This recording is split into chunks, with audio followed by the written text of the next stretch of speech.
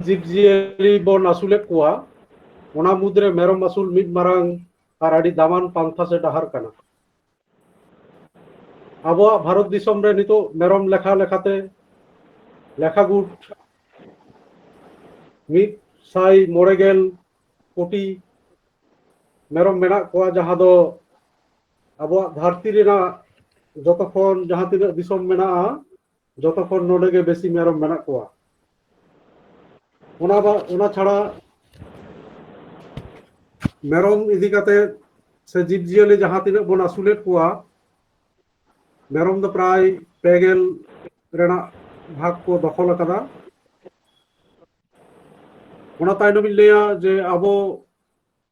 आतु ओड़ा रे जहां मेरम बन आसुलेद कोआ मारे हापराम को जहां लेका को आसुल अगुइद कोआ ओनागे एखन हबन चर्चा इदीदा। मेनखान ओना चर्चा तला तेगे नितो अकय को दो बारिया मेरम अकय को दो 10टी मेरम अकय को दो आडी सांगे बन आसुलेद कोआ। मेनखान ओना सामांग जहां आसुल तलाते जदि काटी वैज्ञानिक पद्धति बन मेसावा से काटी नियम कानून पालन काते बन आसुल कोआ ताहले खान दो आरहो लाभ जास्ती कायते बन आरजाव दाड़िया। नितो दो कुकली हुयुक कना जे मेरम दो आसुल कोआ बन चेदा। मेरम आसुल रेना पहलो बाबद के हुयुक कना जे जिल हारता उप तोआ आर सार बाबद। ओना बेगर नोआ लैते नित हो आतु टोला रे आबोरेन बेकार जुआन मई बाबू ताको लगिद आडी नापाय रोजगार रेना डाहार मेरम आसुल। चाष आबाद कामी खन जास्ती कायते जदि काउडी बन रोजगारा ताहले खान नोआ मेरम आसुल पांथा आडीगे लाभाना। ओना खातिर मेरम आसुल नितो मिद भागे रोजगार डाहार मेनते सानाम को ठेन सारहाव नाम अकादा। तिहिन नोडे इन मिद बार मेरम आसुल रेना भागे दिक से पांथा रेना कथाइन लई सदरेदा। नोआ चितर बन नेल नामेदा जे मेरम आसुल रेना बाबद इन निया लहा जा कुकलिन सदरे तहे जे मेरम दो चेदा बन आसुल कोआ। चितर बन नेलदा जे मेरम दो आडी कम मूलधन लगा आसुल लगिते कम जायगा लगा कम दिन ते आबो जहां मूलधन बन व्यवहारेदा ओना बन रुवाड़ जामा। मेरम दो शांत स्वभाव जहां दो ओड़ा रेन तिरला को हो काटी गिद्रा को आडी नापाय तको आसुल दाड़िया कोआ से जमा को एम दाड़िया कोआ। मेरम जम एमो लगिद से जम आलादा काते बाजार खन किरिñ आगु बांग लगा। मेरम दो जहां गे बन मा कोआ ओनागे को जमा। ओनाते मेरम आसुल लगिद खरच आडी कमा। सब थेके नितोआ मेरम आसुल लगिद जहां दरकार जे आबोरेन बेकार जुआन कोड़ा कुड़ी को रोजगार पांथाते चाकरी को बाबन जामेट खान दो आतो ओड़ा रे जदि नोंकाना सुजोग ताहेना ताहले बेलगन मेरम आसुल बन रिकाईमा। आसोकायते निजेरा जांगा तेबन तिंगु बहुत तुल काते बन तिंगु दाड़िया एवं समाज रे जतो को लेका अब सानामाते तायम रे दो बाबन ताहेना। नोआ छाड़ा मेरम जिल रेना जहां दाम सानाम को बन बाड़ाया जे मेरम जिल दो आर एटा एटा जीव जियाली खन जतखन बेसी दामा। से बेसी मान आना जहाँ रेगे बन चला पेड़ा से पर्व बा कोनो অনুষ্ঠান रे मेरम जिल जुदी को उतुया ताहले खान बन लेया जे आडी को पेड़ा के लेया उनका के नोआ रेना जहाँ बाजार से मार्केट वैल्यू एटा एटा जीव जिले तुलना दो आडी जास्ती गया एवं बाजार रेना डिमांड चाहिदा ताहेन खान दो जहाँ गे बन आसुल को ताहले खान दो अबवा जहाँ आखरीन आसुल तायनम जहाँ आखरीन आडी लाभ तेबन आखरीन दाड़े को नितो भारत दिसम रे से आबो आदिवासी को हो मेरम दो जिल बाबत तेगे मेनली बन आसुल को आबो बाकुड़ा पुरुलिया पश्चिम मेदिनीपुर झाड़ग्राम जिला जतखन बेसी नितो पश्चिम बांगला रे मेरम मेना कोआ ओना छाड़ा हो एटा एटा जिला रे हो मेरम दो बन नेल नाम को गया तबे आबो नितो जहाँ पश्चिम बांगला रे जहाँ मेरम को बन आसुलेट कोआ उनको मुद्रे ब्लैक बेंगल गोट जहाँ दो हेंदे मेरम उनको हेंदो मेरम बात काते हो पुर मेरम काबरा मेरम बादामी रंग लेकान मेरम बन मेना को गया उनको रेंगे वैरायटी ओना छाड़ा हो जमुनापुरी जहाँ दो आड़ी उसूल साहिज जहाँ बिताल बोले और मिट्टेन ब्रीड मेना को उनको हो मिद बार दो को आसुलेट को गया तबे सब থেকে ভাগে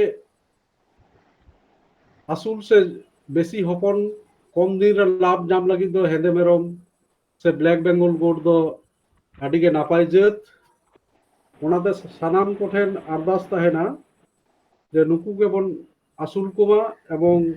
नुकुआ रोग आजार टेकाव दाराम ना दाड़े आड़ी बाड़ती मेना एवं नुकु मेरम दो जहाना के जमा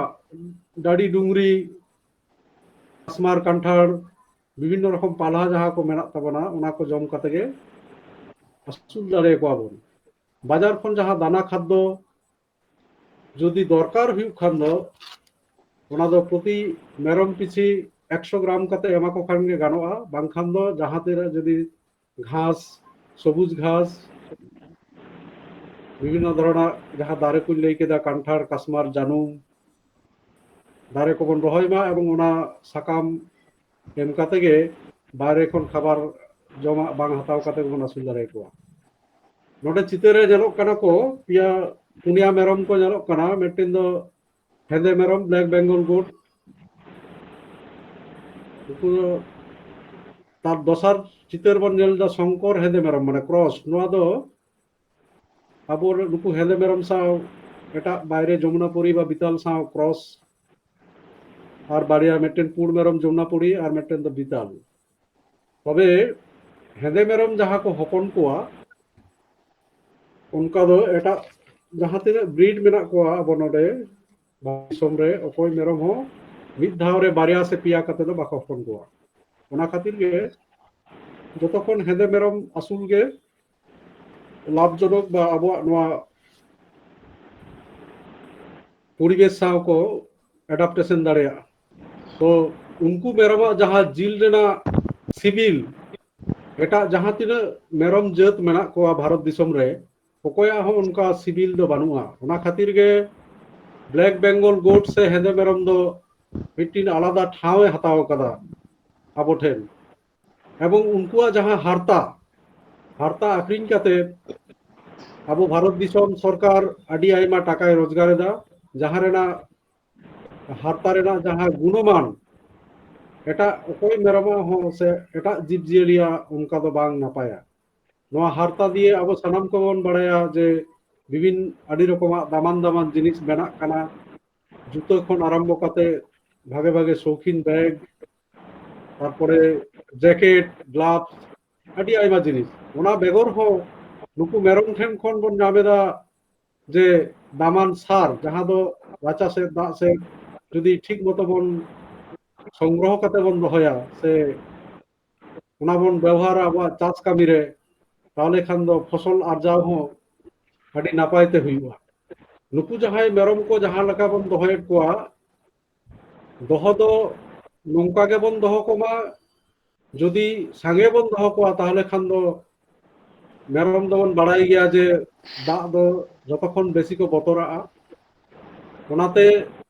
গোড়া যেন কুঠের সাইজ হুᱭᱩᱜ মা রহড় আর কুঠের এবং আবহাওয়া সমান অক্ষণ 12 ᱠᱷᱚᱱ 2 ফুট চেতান রে যেন গোড়া বন তৈয়ার মা আর ভিত দো হুᱭᱩᱜ মা 6 ফুট গান উসুল চেতান রে 12 ফুট তার জালি যদি বন এমাগᱼᱟ বাখান মাদ রেনাᱜ যদি ঘেরা বন এমাগ খান দো আᱹᱰᱤ নাপায়ᱚᱜᱼᱟ যাতে নাপায়তে হয় আলো কো বলক মা নোয়া চিত্র রে বন ᱧᱟᱢᱮᱫᱟ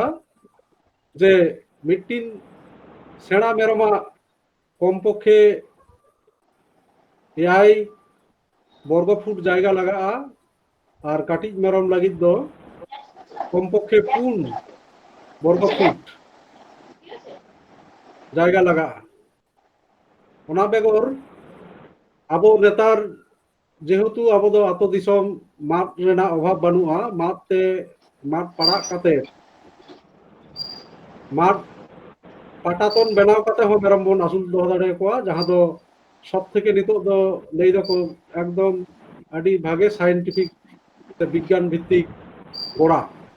ওনা দো লাতার সেদ খন আলো বাতাস বলগᱼᱟ সে হাওয়া পাসোগᱼᱟ চিতান সেদ সাইড সেদ খন চিতান রে তাহেনা ওনা সাথে সাইড সেদ তে হো আলো বাতাস সাফিসিয়েন্ট বলগᱼᱟ মেরম যেহেতু को जहाँ राता से उनको दो आड़ी बाड़ती नाइट्रोजन तहेना जहाँ खातिर एमोनिया गैस आड़ी बाड़ती तैरिया जदि ओना गोड़ा दमे बद्ध तहेन ताबोना ताहले खान ओना एमोनिया गैस ठीक ठाक जदि बांग उडुकोआ गोड़ा खन ताहले खान दो उनको विभिन्न धरना विशेष करे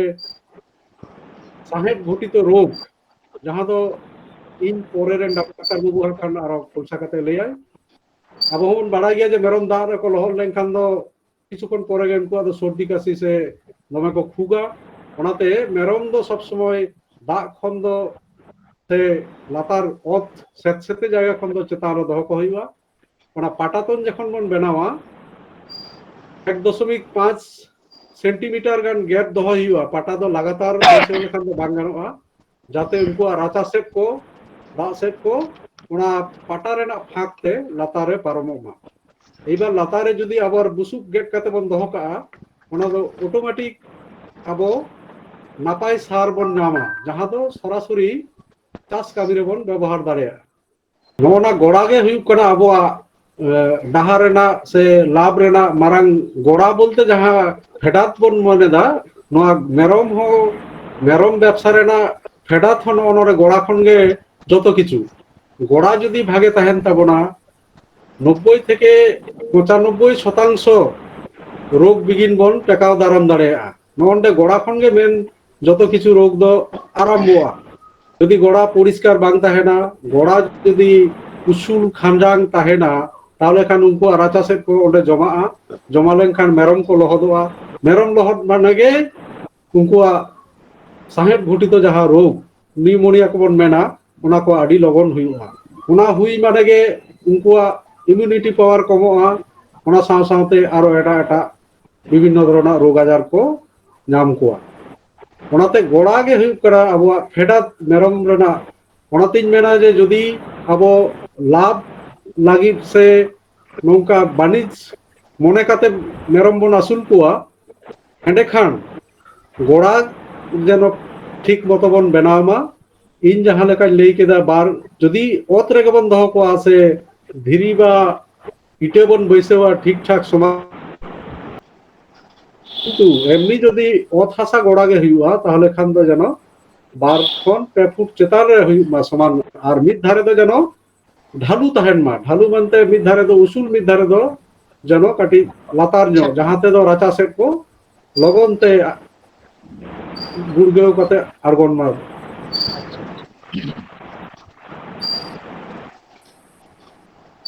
ওনা বেগর নিতো দো জমা বাবদ তিন লইয়েদা মেরম চেক को জমা ওনা দো আবো যেহেতু আদিবাসী সে মেরম দো আসুলেট को গয়া उनको জম ইদি কাতে তো কোনো বাজ বিচার বানুক তাকোয়া দিকু কথাতে বেটেন কথা মেনা ছাগলে কিনা খায় ᱚᱱᱟ ᱟᱪᱪᱷᱟ ᱠᱟᱛᱷᱟ ᱦᱤᱥᱟᱹᱵ ᱛᱮᱜᱮ ᱱᱚᱰᱮᱧ ᱞᱟᱹᱭᱮᱫᱟ ᱡᱮ ᱢᱮᱨᱚᱢ ᱡᱚᱢ ᱫᱚ ᱪᱮᱫ ᱦᱚᱸ ᱵᱟᱠᱚ ᱵᱟᱪᱷᱟᱣᱟ, ᱡᱟᱦᱟᱸ ᱜᱮᱠᱚ ᱧᱟᱢᱟ ᱚᱱᱟ ᱜᱮᱠᱚ ᱡᱚᱢᱟ᱾ ᱚᱱᱟ ᱛᱮᱜᱮ ᱱᱚᱣᱟ ᱢᱮᱨᱚᱢ ᱟᱹᱥᱩᱞ ᱤᱫᱤ ᱠᱟᱛᱮ ᱫᱚ ᱞᱟᱵᱷ ᱨᱮᱱᱟᱜ ᱯᱟᱱᱛᱷᱟ ᱟᱹᱰᱤ ᱵᱷᱟᱜᱮᱭᱟ᱾ ᱚᱲᱟᱜ ᱨᱮᱱᱟᱜ ᱡᱟᱦᱟᱸ ᱩᱛᱩ ᱜᱮ ᱵᱟᱨᱜᱤᱞ ᱥᱚᱵᱽᱡᱤ ᱠᱚ ᱮᱢᱟ ᱠᱚ ᱠᱷᱟᱱ ᱜᱮ ᱚᱱᱟ ᱦᱚᱸᱠᱚ ᱡᱚᱢᱟ᱾ ᱢᱤᱫᱴᱤᱱ ᱦᱟᱨᱟ ᱥᱟᱯᱨᱩᱢ ᱢᱮᱨᱚᱢ ᱫᱤᱱᱟᱹᱢ 5 কেজি ঘাসে জমা। ᱟᱵᱚ ᱟᱪᱪᱷᱟ ᱥᱮᱫ ᱡᱮᱦᱮᱛু ᱵᱤᱵᱷᱤᱱᱱᱚ ᱜᱚᱰᱟ ᱰᱩᱝᱨᱤ ᱢᱮᱱᱟᱜᱼᱟ, ᱟᱹᱛᱤᱧ ᱨᱮᱱᱟᱜ ᱟᱹᱰᱤ ᱟᱭᱢᱟ ᱡᱟᱭᱜᱟ ᱢᱮᱱᱟᱜᱼᱟ, ᱚᱱᱟ ᱠᱷᱟᱹᱛᱤᱨ ᱛᱮ ᱟᱵᱚ ᱥᱮᱫ ᱡᱟᱦᱟᱸ ᱡᱟᱭᱜᱟ ᱠᱚᱨᱮ ᱵᱚᱱ ᱛᱟᱦᱮᱱ ᱠᱟᱱᱟ, ᱢᱮᱨᱚᱢ ᱟᱹᱥᱩᱞ ᱫᱚ ᱟᱹᱰᱤ ᱥᱚᱦᱞᱮ ᱛᱮᱵᱚᱱ ᱫᱟᱲᱮᱭᱟᱜᱼᱟ। ᱡᱩᱫᱤ ᱵᱚᱱ ᱢᱚᱱᱮᱭᱟ ᱡᱮ ᱟᱨᱦᱚᱸ ᱠᱟᱹᱴᱤᱡ ᱵᱷᱟᱜᱮ ᱴᱷᱤᱠᱤᱧ ᱟᱹᱥᱩᱞ ᱠᱚᱣᱟ, ᱛᱟᱦᱞᱮ ᱱᱚᱣᱟ ᱞᱟᱦᱟ ᱡᱮᱞᱮᱠᱟᱧ ᱞᱟᱹᱭ ᱠᱮᱫᱟ ᱡᱮ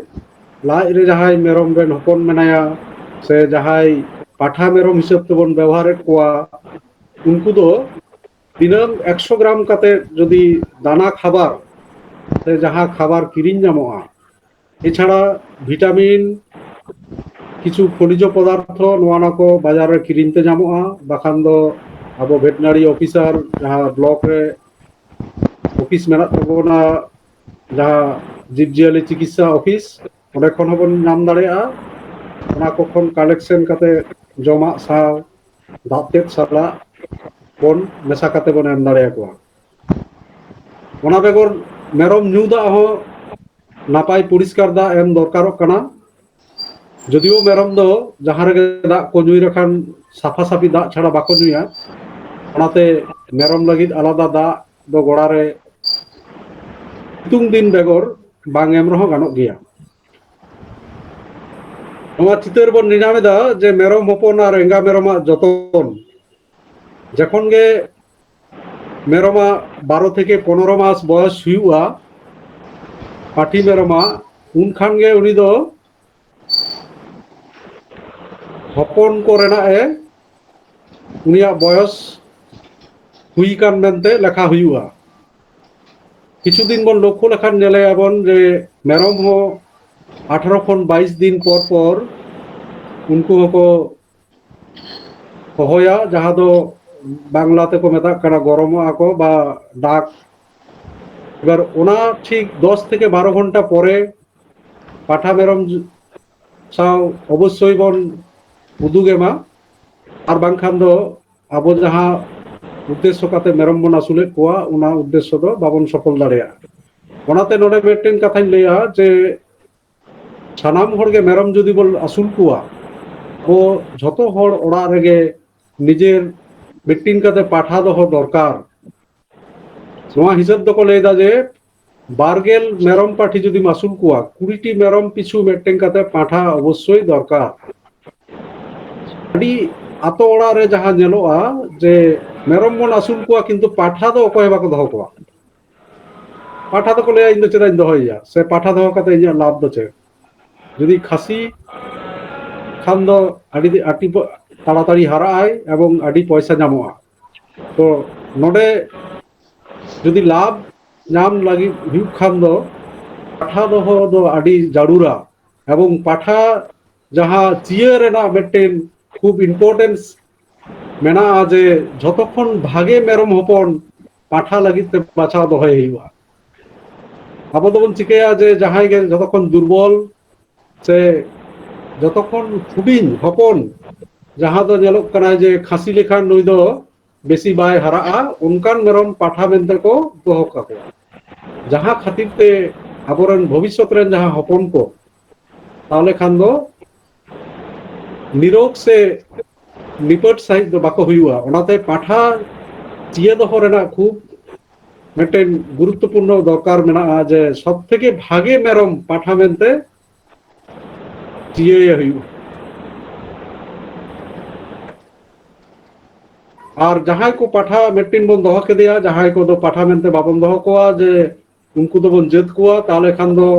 मिड मास परेगे उनको दो जत गानोआ ठीक আছে আর পাঠা जहाँ लई केदा पाठा दो मोटामुटी 6 मास परे खन गे उनको दो हपन को लगित को लागतिया किंतु कम पक्षे 1 থেকে 1.5 বছর লাহা দো যেন उनको पाठा दो आलोबन व्यवहार कमा কমপক্ষে 1.5 থেকে 2 বছর পরে নুকু ব্যবহার লাগতি কানা তবেই না আবো নাপাই হপন সে নিরোগ হপন বন নাম কোয়া ওনা তাইনম মেরম হপন খন 6 মাস হাবি যাহা যত্ন সব থেকে ওনাগে আডি ইম্পর্টেন্ট যে মেরম হপন তাইনম যদি মেরম এঙ্গা ভাগে ঠিক বাই সাপা দাঁড়িয়ে তাহলে খান আবো সাপা সাপি গেঁদাতে বা গেঁদ্রাই অড়েতে ওনা উনিয়া মুমুচা পরিষ্কার হুইউয়া এবং যাতে উনিয়া এঙ্গাওয়া গাদরে তোয়াই নিউ দাঁড়িয়ে মা যাহা দো আবো মিটেন ধারণা মেনা যে হপন তাইনম যাহা এঙ্গাওয়া সাসাং তোয়া উডুকু অনা দো মেরম হপন জম হচো বাং গানোआ नोना भूल धारणा खातिर गे 50% रोग आबो हपन लगिद बन तैयार हटोका कना ओना दो कोलेस्ट्रम मिल बा सासांग तोवा जहां दो ओना दो इम्यूनिटी पावर तैरिया हपना नोआ खूब दरकारी जिनिस करना नोआ दो अवश्य जनो हपन न्यू हचो लागिया दरकार कना एबारे न्यू हचो माने नोआ दो जे आदि बारती न्यू हचो लेका नुकुआ लाज बाड़ियोआ ओना खातिर ते परिमाण मतो न्यू हचो दरकार आदि आइमा आतो टोला रे नेलोआ जे नोआ दो को दुओ गिड़ी का बा निजे को न्यूया किंतु मेरम हपन अवश्य न्यू हचो हुआ तारपरे मेरम 6 मास ताइनम खनगे आदो आदि तेगे रोग से गुजु रेना बतर दो बांग ताहेना ओनाते आबहावा जेन लक्ष्य ताहेन मा जे हपन खन हेलो 6 मास धाबी काटी बन तुंखी तलाश कमा हेलो हाँ लेबिन हाँ हाँ नोआ तला रे के बिना नोडे लेबिन मिट और गमके आबो नोआ लाइव रे हित कते क्वेश्चन दोहो काय जे नोआ जे बिन दाना जातीय खाबार बिन मेन किया नोआ दाना जातीय खाबार ओड़ा रे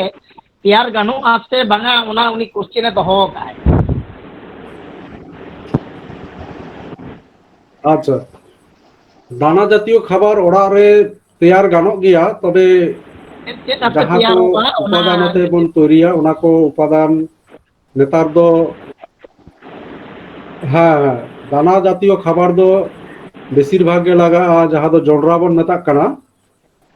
पेगेल भाग 100 भाग रे जदि 100 केजी बन बनावा ताले 30 केजी থেকে 40 केजी जोंडरा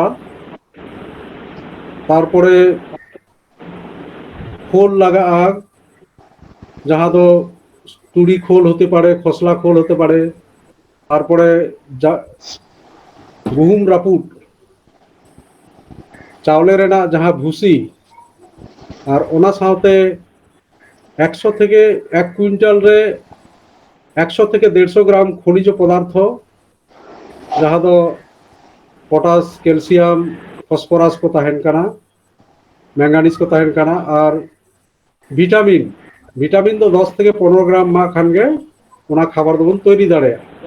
तबे ओना दो 100 केजी रेना हिसाब लई किदा एबारे जहाँ जाय रकम मेरम बन आसुल कोआ 10 केजी से 5 केजी खन ओना हिसाब काटे गेबन बनाव दाड़े लेदालिन जे आबो जेहेतु मेरम दोबन आसुले कोगेया आदि पाहिल खनगे ओना खातिर तीन मेना जे आदि तेगे आबो दोबन बाड़ाया आसुल रेना झटोगे ओना छाड़ा हो सामान्य किछु जदि बन जतन कोआ से काटिज जदि समय बन एमा ताहले खानगे नोआ दो आबोआ जहां लक्ष्य से लाभ ओना दो आदि लगन तबन नामा तीन जहां आंजमिया को मेरम आसुल बाबते जहां खूब कम कथा गिन रोड केआ सानाम को जोहार बाड़ा हचो काते मुचाद रे मिट्टिन हपन हपन अनोड़े लई काते मुचाद ताबोना आसुल मेरम आसुल कम हो जास्ती एकेन हेंदे मेरम नेलाम हापेन काउडी आनाट हुयुग तामा लटम जदिम आसुल कोआ एकेन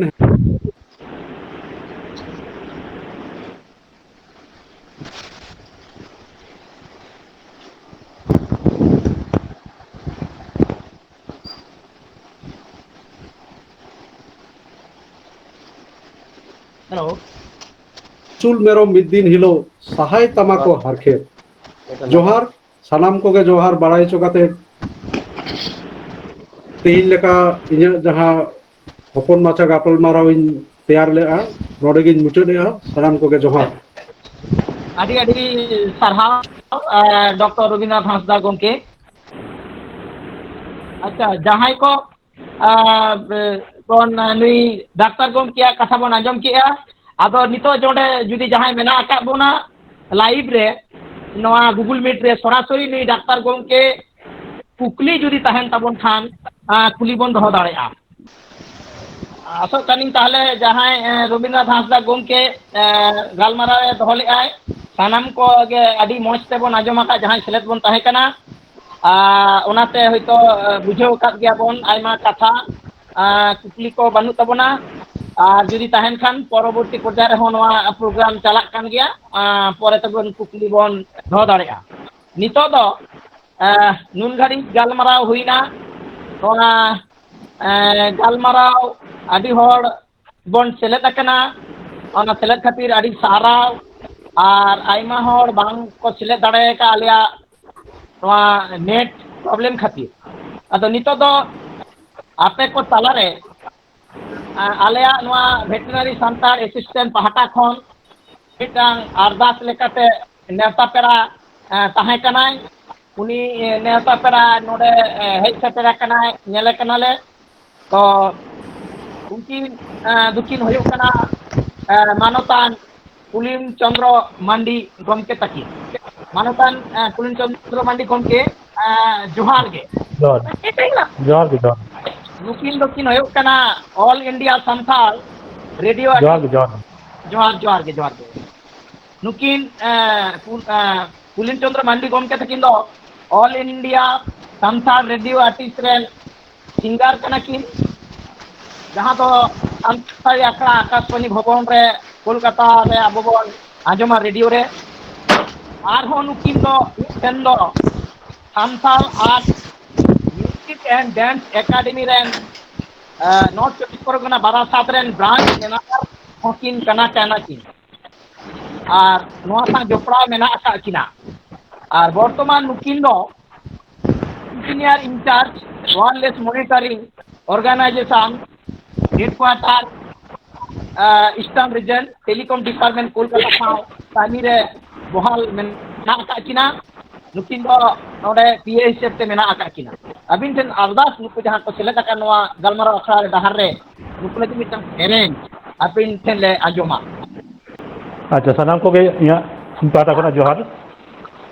जोहार जोहार पश्चिम बांगला पनत भेटेनारी डॉक्टर्स एसोसिएशन सानाम डाक्तार बाबू को आपे सानाम को इन पाता को लासाने जोहार चलापे कना डहार जहाँ गूगल मीट तलाते डहार माने ताड़ाम माने जीवन डहार माने पांथा जोना जीव जियली इदी काते जहाँ पांथा आपे ते सानाम हर ताला उदु आपे कना उदु को कना बोन ओना दो आपे बिचन आडी दामान पाउडी कान तपेया ओना खातिर ते आडी रस्केन एकोय राय हो तबे जीव जियली या कथा बन लई लेखान अब सांतार समाज दो जीव जियल सला आडी गान गे जपड़ा मेना कोना आतु रे डांगरी काड़ा मिहु मेरम भिडी एमान को बन आसुलेत कोआ पाहिल गरम हराम गरम बुढ़ी तको नुकु मेरम को आसुल काते कुई को ताड़ाव लेदा बाद खेत को हताव लेदा आले हो पाहिल दो जहां को उमेर नितो 40 कोना 50 बछर हुई कना सानाम के कम बेसी डांगरी मेरम गुपी काते हारा हुई कना स्कूल छुट्टी करे ओड़ा को हेलेन खान दो डांगरी मेरम गुपी हुई केता ताले मान खान सेरेज आजू तोंटे हां हां सेरेज दो ओला कदा कादुनाथ हेमरम लांगड़े सेरेज इने माकीसा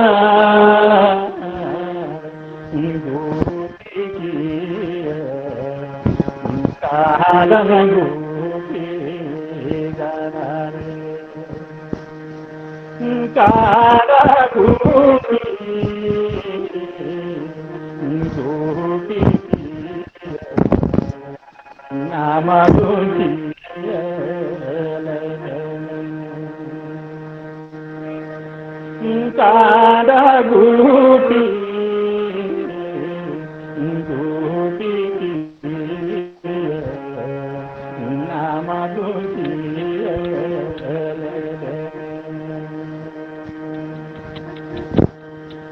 सोतम सोधा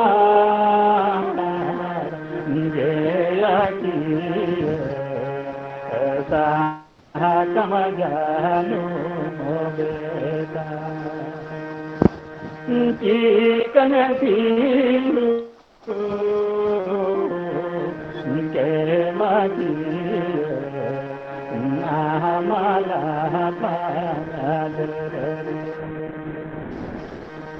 की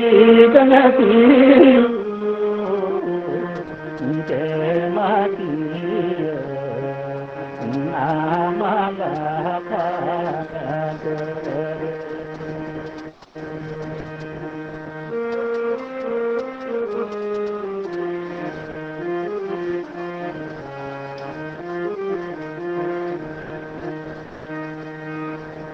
Banga do gutu gano ki banga do galande megano banga do sodore gano ki bonga sala আর ভুল করেছে banga do sodore gano ki bonga sala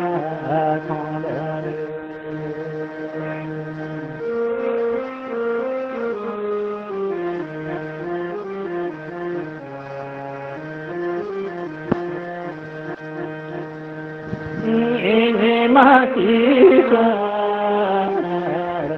kuti taran kuti ganare tada kuti kuti namaluti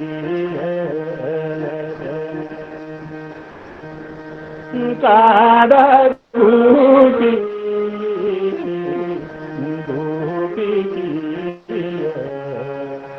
namaluti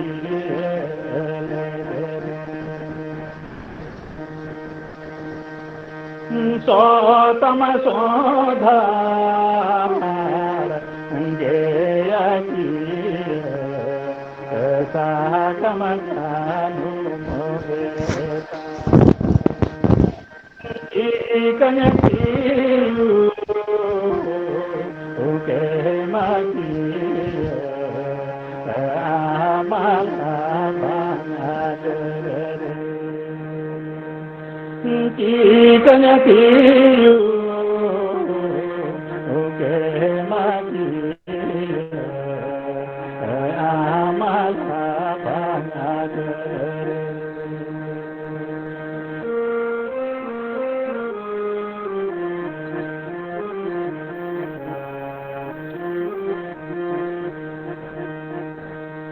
banga do gutu gano ki banga do galange megano banga do sodore gano ki bonga tala banga do sodore gano ki bonga tala